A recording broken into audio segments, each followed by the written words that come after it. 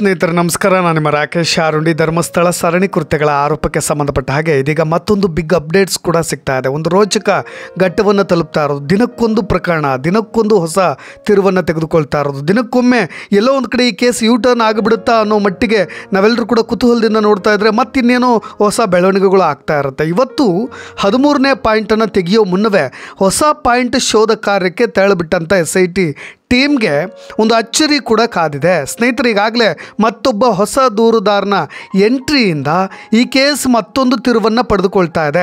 ಇದು ಒಂದು ಹೊಸ ಬಿಗ್ ಅಪ್ಡೇಟ್ ಅಂತ ಅಂದ್ಕೊಳ್ತಾ ಇದ್ದೀನಿ. ಯಾಕೆಂದರೆ ಇಲ್ಲಿಯವರೆಗೂ ಕೂಡ ಆರಂಭದ ಸೌಜನ್ಯ ಹೋರಾಟಗಾರರಿಂದ ಹಿಡಿದು ಭೀಮಾ ಎಂಟ್ರಿ ಕೊಟ್ಟಾಗಿನಿಂದ ಗುರುತಿಸಿಕೊಂಡಿದ್ದಂಥ ಜಯಂತ್ ಎರಡನೇ ದೂರುದಾರನಾಗಿ ಎಂಟ್ರಿ ಕೊಟ್ಟಿದ್ದು. ಇಲ್ಲಿಗೆ ಇದು ಸರಿ ಸಮಾಪ್ತಿ ಆಗಿಬಿಡುತ್ತೇನೋ, ಮತ್ತಾರು ಹೊಸ ಮುಖಗಳು ಕಾಣಿಸ್ಕೊಳ್ಳೋದಿಲ್ಲನೋ, ಒಂದು ಕಡೆ ಯಾರಿಗೂ ಕೆಲವೊಬ್ಬರಿಗೆ ಧೈರ್ಯವೂ ಕೂಡ ಇಲ್ಲವೇನೋ ಅನ್ನೋ ರೀತಿಯಾಗಿ ಮಾತುಕತೆ ಆಗ್ತಾ ಇತ್ತು. ಆದರೆ ಇದೀಗ ದಿನಕ್ಕೊಂದು ಟ್ವಿಸ್ಟನ್ನು ಪಡೆದುಕೊಳ್ತಾ ಇರೋ ಈ ಕೇಸ್ನಲ್ಲಿ ಯಾವಾಗ ಸ್ಫೋಟಕ ಮಾಹಿತಿ ಹೊರಗೆ ಬೀಳುತ್ತೋ ಏನೋ ಆ ಕುತೂಹಲ ಮಾತ್ರ ಇನ್ನೂ ತಣಿಯದೆ ಹಾಗೆ ಉಳಿದಿರೋದು. ಸ್ನೇಹಿತರೆ, ಈಗಾಗಲೇ ಸ್ಪೆಷಲ್ ಇನ್ವೆಸ್ಟಿಗೇಷನ್ ಟೀಮ್ ಎದುರು ತಾನು ಹೂತಿಟ್ಟ ಜಾಗವನ್ನು ತೋರಿಸ್ತೀನಿ ಅಂತ ಮುಂದೆ ಹೊಸ ಸಾಕ್ಷ್ಯಾಧಾರನೂ ಕೂಡ ಬಂದಿದ್ದು ಪ್ರಕರಣಕ್ಕೊಂದು ಹೊಸ ಆಯಾಮ ಕೊಟ್ಟಿದೆ. ಇನ್ನಷ್ಟು ನಗ್ನ ಸತ್ಯಗಳು ಕೂಡ ಹೊರಗೆ ಬರ್ತಕ್ಕಂಥ ಅವಕಾಶಗಳು ಕೂಡ ತೆರೆದುಕೊಳ್ತಾ ಇವೆ. ಈತ ಪೊಲೀಸ್ ಅಧೀಕ್ಷಕರ ಮುಂದೆ ವಿನಂತಿ ಕೂಡ ಮಾಡಿಕೊಂಡಿದ್ದಾನೆ. ನಾನು ಕೂಡ ನನಗೆ ಗೊತ್ತಿರತಕ್ಕಂಥ ಎಲ್ಲ ಮೃತದೇಹಗಳನ್ನು ಕೂಡ ಹೊರ ತೆಗೆಯಲಿಕ್ಕೆ ನಾನು ಕೂಡ ಸಹಕಾರ ಮಾಡ್ತೀನಿ ಅಂತ ಆತ ಕೊಟ್ಟಿರ್ತಕ್ಕಂಥ ದೂರಿನ ಅರ್ಜಿಯಲ್ಲಿ ಏನಿದೆ ಅನ್ನೋದನ್ನ ವಿವರವಾಗಿ ಹೇಳ್ತಾ ಹೋಗ್ತೀನಿ. ಸ್ನೇಹಿತರೆ, ದೃಶ್ಯ ಮಾಧ್ಯಮಗಳಲ್ಲಿ ತೋರ್ತಾ ಇರತಕ್ಕಂಥ ದೂರುದಾರ ವ್ಯಕ್ತಿಯನ್ನು ಗ್ರಾಮಸ್ಥರಾದ ನಾನು ಗುರುತಿಸಿದ್ದೇನೆ ಅನ್ನೋ ರೀತಿಯಾಗಿ ಆತ ವಿವರಣೆಗಳನ್ನು ಕೊಡ್ತಾ ಹೋಗ್ತಾನೆ. ಈಗಾಗಲೇ SP ಕಚೇರಿಗೆ ಅರ್ಜಿಯೂ ಕೂಡ ತಲುಪಾಗಿದೆ, ಅವರಿಂದ ಪ್ರತಿಕ್ರಿಯೆಯೂ ಕೂಡ ಸಿಕ್ಕಾಗಿದೆ. ನಾಳೆಯಿಂದ ಈ ಭೀಮನ ಜೊತೆಗೆ ಈತನನ್ನು ಕೂಡ ಕರೆದುಕೊಂಡು ಹೋಗಲಾಗುತ್ತಾ, SIT ಟೀಮ್ ಅಥವಾ ಪ್ರತ್ಯೇಕವಾಗಿ ತನಿಖೆ ಮಾಡಲಾಗುತ್ತಾ, ಅಥವಾ ಈತನ ಮಾತುಗಳಲ್ಲಿ ಎಷ್ಟು ಸತ್ಯ ಇದೆ ಎಷ್ಟು ಸುಳ್ಳಿದೆ ಅನ್ನೋ ವಿಚಾರಣೆಯನ್ನು ಕೂಡ ಮಾಡಲಾಗುತ್ತಾ ಅನ್ನೋ ಎಲ್ಲ ಅನುಮಾನಗಳು ಕೂಡ ಕಾಡ್ತಾ ಇರೋದು. ಒಟ್ಟಾರೆಯಾಗಿ ಆತ ಕೊಟ್ಟಿರ್ತಕ್ಕಂಥ ಸ್ಟೇಟ್ಮೆಂಟ್ನಲ್ಲಿ ಏನಿದೆ ಅನ್ನೋದನ್ನ ನೋಡ್ತಾ ಹೋಗೋಣ.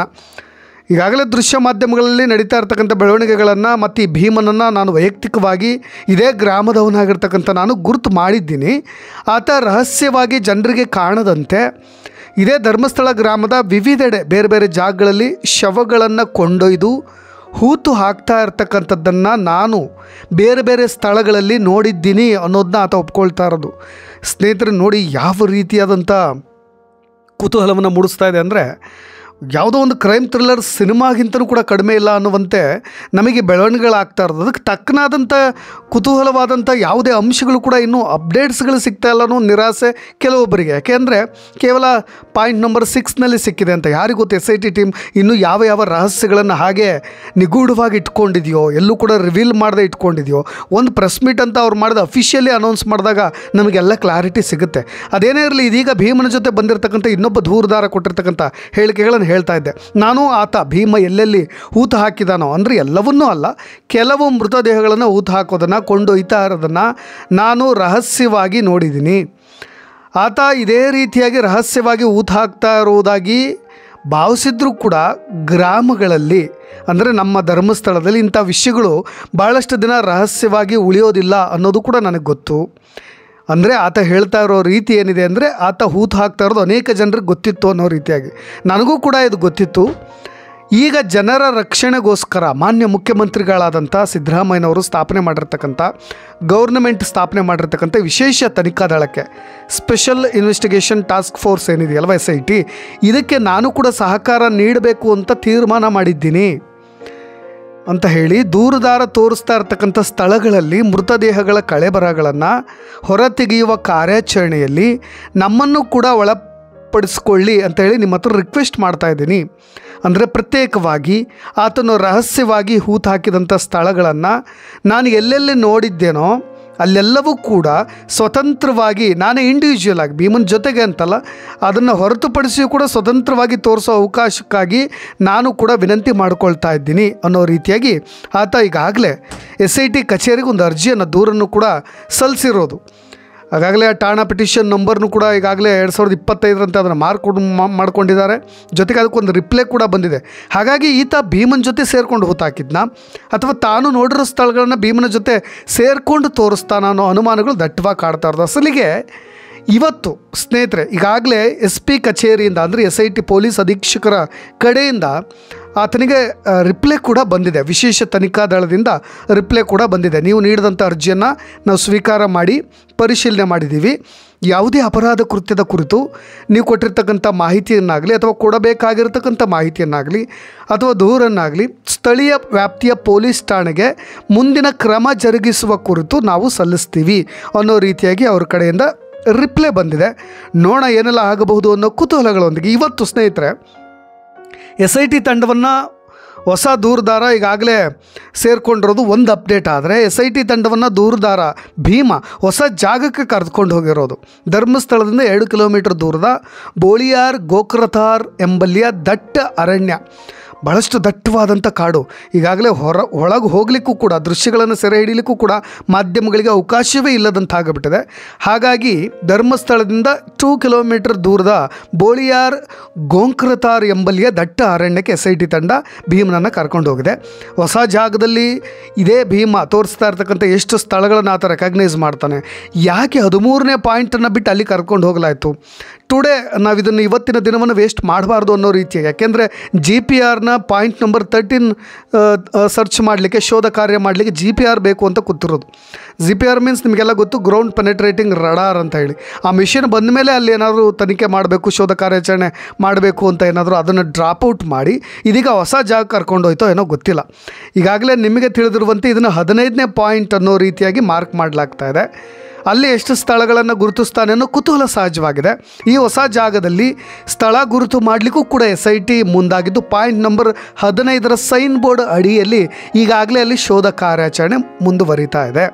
ಅದಕ್ಕೆ ಬೇಕಾಗಿರ್ತಕ್ಕಂಥ ಉಪ್ಪು, ಪ್ರತಿಯೊಂದು ಸಾಧನಗಳನ್ನು, ಸಲಕರಣೆಗಳನ್ನು ಎಲ್ಲ ಇಡೀ FSL ಟೀಮ್ ಸಮೇತವಾಗಿ ಒಳಗೆ ಹೋಗಿರೋದು. ಅಂದರೆ ಕಲ್ಲೇರಿಯಿಂದ 1 ಕಿಲೋಮೀಟರ್ ದೂರದಲ್ಲಿರ್ತಕ್ಕಂಥ ಈ ಹೊಸ ಜಾಗದಲ್ಲಿ ಪೊಲೀಸರನ್ನು ಕೂಡ ನಿಯೋಜನೆ ಮಾಡಲಾಗಿದೆ.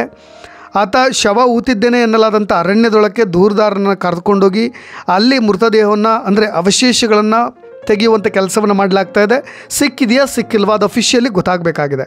ಸ್ನೇಹಿತರೆ, ನಿಮಗೆ ಜುಲೈ 3ರಂದು ಕೊಟ್ಟಿದ್ದಂಥ ದೂರನ್ನ ನೆನಪಿರ್ಬೋದು. ಕಲ್ಲೇರಿ ಎಂಬಲ್ಲಿ ಶಾಲಾ ಸಮವಸ್ತ್ರದ ಜೊತೆಗೆ ಬಾಲಕಿಯನ್ನು ಹೂತು ಹಾಕಿದ್ದಾಗಿ ಆತ ಹೇಳಿದ್ದ. ಇದೇ ಭೀಮ. ಅಲ್ಲಿಂದ 1 ಕಿಲೋಮೀಟ್ರ್ ಮುಂದೆ ಬೋಳಿಯಾರ್ ಎಂಬಲ್ಲಿಯ ಒಂದು ದಟ್ಟ ಕಾಡು. ಎಸ್ಪೆಷಲಿ ನಾವಿಲ್ಲಿ ಏನು ಅಸ್ಯೂಮ್ ಮಾಡ್ಬೋದು ಅಂದರೆ, ಸ್ವಲ್ಪ ನಾವು ಯಾವ ರೀತಿಯಾಗಿ ಅನುಮಾನದಿಂದ ನೋಡ್ಬೋದು ಅಂದರೆ, ಆ ಕಲ್ಲೇರಿಯ ಕತೆ ಇದೇ ಜಾಗದಲ್ಲ ಅನ್ನೋ ರೀತಿಯಾಗಿ ಬೋಳಿಯಾರ್ ಅನ್ನೋ ದಟ್ಟ ಕಾಡಿನ ಒಳಗಿರ್ತಕ್ಕಂಥದ್ದೇ ಆತ ಹೇಳಿದಂಥ ಕಲ್ಲೇರಿಯ ಶಾಲಾ ಬಾಲಕಿಯ ಮೃತದೇಹನ ಅನ್ನೋ ರೀತಿಯಾಗೂ ಕೂಡ ಅನುಮಾನಿಸಲಾಗ್ತಾ ಇದೆ. ಒಟ್ಟಾರೆಯಾಗಿ ಸ್ಥಳಕ್ಕೆ ಹಾರೆ, ಪಿಕಾಸಿ ಜೊತೆ ಕಾರ್ಮಿಕರು ಮತ್ತು ಸಣ್ಣ ಹಿಟಾಚಿ ಕೂಡ ಒಳಗೆ ಹೋಯಿತು. ಏನಿನ್ನೂ ಕೂಡ ಅಪ್ಡೇಟ್ಸ್ ಬಂದಿಲ್ಲ. ಸ್ನೇಹಿತರೆ, ಕಲ್ಲೇರಿಯ ರಹಸ್ಯ ಈಗ ಬಯಲಾಗುತ್ತಾ ಅನ್ನೋ ಅನುಮಾನಗಳು ಕೂಡ ದಟ್ಟವಾಗಿವೆ. ಏನಿದು ಕಲ್ಲೇರಿಯ ರಹಸ್ಯ ಅಂದರೆ, 2010ರಲ್ಲಿ ನಡೆದಂಥ ಒಂದು ಕೊಲೆ ಪ್ರಕರಣ. ಇದರ ಬಗ್ಗೆ, ಈ ಕೇಸ್ ಬಗ್ಗೆ ತುಂಬ ವಿಲಕ್ಷಣವಾದಂಥ ಪ್ರಕರಣ, ಭೀಕರವಾದಂಥ ಕೃತ್ಯ ಅನ್ನೋ ರೀತಿಯಾಗಿ ಭೀಮ ಒಪ್ಕೊಂಡಿದ್ದು. 2010ರಲ್ಲಿ ಕಲ್ಲೇರಿಯಲ್ಲಿರ್ತಕ್ಕಂಥ ಪೆಟ್ರೋಲ್ ಬಂಕ್ನಿಂದ ಸುಮಾರು 500 ಮೀಟರ್ ದೂರದಲ್ಲಿರ್ತಕ್ಕಂಥ ಸ್ಥಳಕ್ಕೆ ನನಗೆ ಆರ್ಡ್ರ್ ಮಾಡಿದಂಥ, ಆಜ್ಞೆ ಮಾಡಿದಂಥ ಮೇಲ್ವಿಚಾರಕರು ನನ್ನನ್ನು ಕಳಿಸಿದರು ಅಂತ ಭೀಮ ಹೇಳ್ಕೊಂಡಿರೋದು.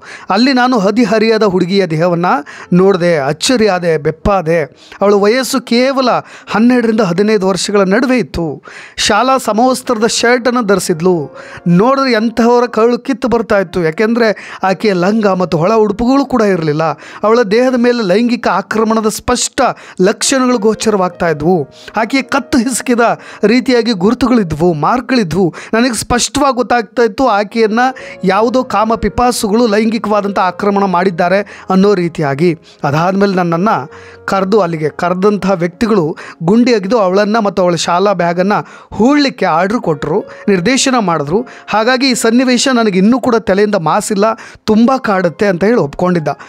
ಐ ಥಿಂಕ್ ನಾನು ಇಲ್ಲಿ ಹೇಳ್ತಾ ಇರೋದು ಇದೇ ಕಲ್ಲೇರಿಯ ಭಾಗದಲ್ಲಿ ಹತ್ತಿರ ಅಂತ ಹೇಳಿದಾಗ SIT ಟೀಮ್ ಅಲ್ಲಿ ಕರ್ಕೊಂಡೋಗಿದ್ದು ಆ ಒಂದು ಜಾಗವನ್ನು ಅಗೀಲಿಕ್ಕೋ ಅಥವಾ ಆತ ತೋರಿಸ್ತಾ ಇರೋದು ಈ ಕಲ್ಲೇರಿಯ ಶಾಲಾ ಬಾಲಿಕೆಯ ಮೃತದೇಹವನ್ನು ಎಲ್ಲಿ ಹೂತಿದ್ದಾನೋ ಆ ಜಾಗದಲ್ಲೋ ಗೊತ್ತಿಲ್ಲ. ಟೋಟಲಿ ಕನ್ಫ್ಯೂಷನ್ ಆಗುತ್ತೆ. ಯಾಕೆ ಕನ್ಫ್ಯೂಷನ್ ಆಗುತ್ತೆ ಅಂತ ನಾನು ಹೇಳ್ತಾ ಇದ್ದೀನಿ ಅಂದರೆ, ಆತ ಇಲ್ಲಿಯವರೆಗೂ ಹೇಳ್ಕೊಂಬಂದಂಥ ಕಥೆಗಳು ಎಷ್ಟು ಸತ್ಯ ಆಗಿದ್ದಾವೆ, ಎಷ್ಟು ಸುಳ್ಳಾಗಿದ್ದಾವೆ ಅಂತ. ಇದು ಒಂದು ಕಡೆ ಇಲ್ಲಿಯವರೆಗೂ ಕೂಡ ಒಂದು ಧಾರ್ಮಿಕ ಕ್ಷೇತ್ರದ ಬಗ್ಗೆ ಧಕ್ಕೆಯನ್ನು ತರಲಿಕ್ಕೆ, ಜೊತೆಗೆ ಅಲ್ಲಿನ ತೇಜೋವಧಿ ವಧೆಯನ್ನು ಮಾಡಲಿಕ್ಕೆ ಈ ರೀತಿಯಾದಂಥ ಕುತಂತ್ರಗಳನ್ನು ಮಾಡ್ತಾ ಇದ್ದಾರೆ ಅಂತ ಹೇಳಿ ಆರೋಪ ಮಾಡ್ತಾ ಇದ್ದಂಥವರ ಒಂದು ಪಾಲಿಗೆ ಇದೊಂದು ದೊಡ್ಡ ಅಸ್ತ್ರ ಅಂತಲೂ ಕೂಡ ಹೇಳ್ಬೋದು. ಯಾಕೆಂದರೆ ಆತ ತೋರಿಸ್ತಿರ್ತಕ್ಕಂಥ ಜಾಗಗಳಲ್ಲಿ ಕೇವಲ 6ನೇ ಪಾಯಿಂಟ್ನಲ್ಲಿ ಮಾತ್ರ ಸಿಕ್ಕಿರು. ಇವತ್ತು ಪ್ರತಾಪ್ ಸಿಂಹ ಅವರು ಕೂಡ ಮಾತನಾಡಬೇಕಾದ್ರೆ ಅದನ್ನೇ ಹೇಳಿದರು, ಅಟ್ಲೀಸ್ಟ್ 13ನೇ ಪಾಯಿಂಟ್ ಒಂದಿದೆ, ಅದನ್ನು ಹಗದು ಬಿಡಿ, ಎಲ್ಲದೂ ಕೂಡ ಸತ್ಯ ಗೊತ್ತಾಗಲಿ ಅಂತ. ಪ್ರತಿಯೊಬ್ಬರು ಕೂಡ ಅದನ್ನೇ ನಿರೀಕ್ಷೆ ಮಾಡ್ತಾರೆ, ನಿರೀಕ್ಷೆಗಳು. ಯಾಕೆಂದರೆ ಸತ್ಯ ಶೋಧನೆ ಆಗಬೇಕು, ಸತ್ಯ ಹೊರಗೆ ಬರಬೇಕು. ಇಫ್ ಇನ್ ಕೇಸ್ ಈ ಕೇಸ್ನಲ್ಲಿ ಏನು ಬೇಕಾದರೂ ಆಗ್ಬೋದು. ಆರೋಪಿಗಳಿಗೆ ಸರಿಯಾದಂಥ ಕ್ಲೀನ್ ಚಿಟ್ ಸಿಕ್ಕು ಅವರು ಪಾರಾಗಲೂ ಕೂಡ ಬಹುದು, ಅಥವಾ ಈ ಕೇಸ್ ನಿಷ್ಪಕ್ಷಪಾತವಾಗಿ ನಡೆದಿದ್ದರೆ ಭೀಮಾ ತೋರಿಸಿದಂಥ ಮೃತದೇಹಗಳು ಅವಶೇಷಗಳು ಆ ಕುಟುಂಬಕ್ಕಾಗಲಿ ಅಥವಾ ಯಾವುದೋ ಪರ್ಸನಲ್ ವ್ಯಕ್ತಿಗಳಾಗಲಿ ಕೋರಿಲೇಟ್ ಆಗೋದಿದ್ರೆ, ಆತ ಯಾರ ಮೇಲೆ ಹೇಳಿದ್ದಾನೋ ಅವರಿಗೆ ಕೋರಿಲೇಟ್ ಆದರೆ ಖಂಡಿತವಾಗಿಯೂ ಅವರಿಗೆ ಒಂದು ಕನ್ವಿಕ್ಷನ್ ಅಂದರೆ ಶಿಕ್ಷೆ ಕೂಡ ಆಗಬಹುದು. ಈ 2 ಚಾನ್ಸಸ್ ಕೂಡ ಇದೆ. ಏನಾಗುತ್ತೆ ಅನ್ನೋದು ಕೂಡ ನಾವು ಕೂಡ ಕುತೂಹಲದಿಂದ ಕಾದು ನೋಡೋಣ ಅಂತ ಹೇಳ್ತಾ ಇನ್ನಷ್ಟು ಅಪ್ಡೇಟ್ಸ್ಗಳೊಂದಿಗೆ ಮತ್ತೆ ಬರ್ತೀನಿ. ನಾನು ರಾಕೇಶ್ ಆರುಂಡಿ, ಧನ್ಯವಾದ.